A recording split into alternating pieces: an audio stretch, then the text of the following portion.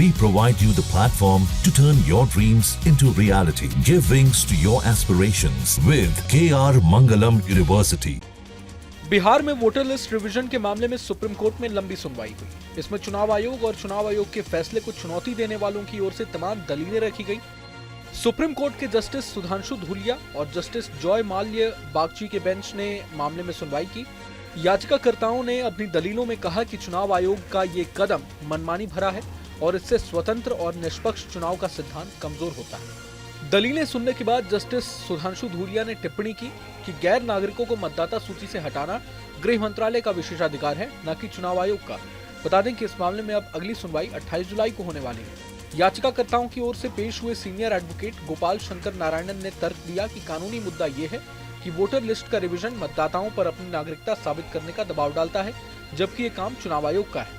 उन्होंने कहा कि अब जब चुनाव बिल्कुल नजदीक है और चुनाव आयोग कह रहा है कि वो 30 दिनों में पूरी मतदाता सूची का रिवीजन करेगा, याचिकाकर्ताओं ने कहा कि आयोग ने कहा है कि वो आधार कार्ड को स्वीकार नहीं करेगा, उसकी ओर से माता पिता तक के भी दस्तावेज मांगे जा रहे हैं। उन्होंने कहा कि ये पूरी तरह से मनमानी और भेदभावपूर्ण रवैया है।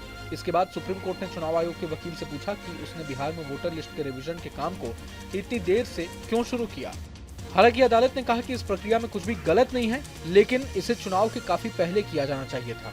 वहीं चुनाव आयोग के वकील ने सुप्रीम कोर्ट से कहा कि उसके फैसले को चुनौती देने वाली याचिकाओं पर उसे आपत्ति है।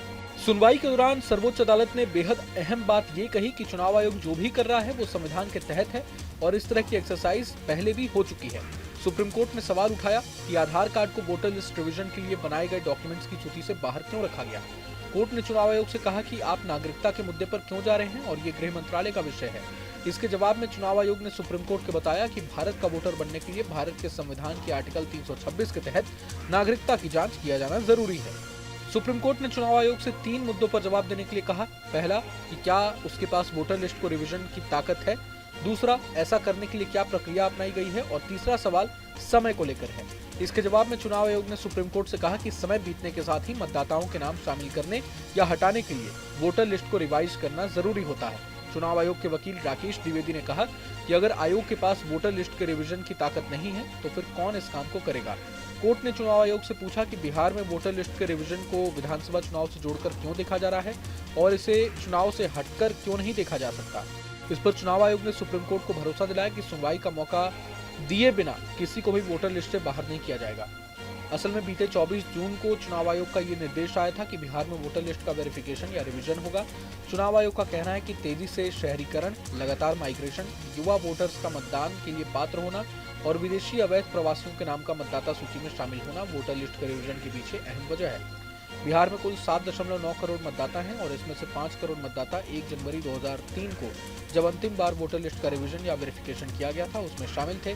ऐसे लोगों को उस वोटर लिस्ट का हवाला देना होगा। बचे हुए 2.9 करोड़ मतदाताओं को चुनाव आयोग ने 11 जो डॉक्यूमेंट मांगे हैं उसमें से कम एक डॉक्यूमेंट देना जरूरी होगा, तभी वे चुनाव में वोट डाल पाएंगे। बहरहाल पूरे मसले को लेकर आप क्या कुछ सोचते हैं हमें कमेंट बॉक्स में जरूर बताएं। अगर आपको ये वीडियो पसंद आया तो लाइक करें और चैनल को जरूर सब्सक्राइब करें।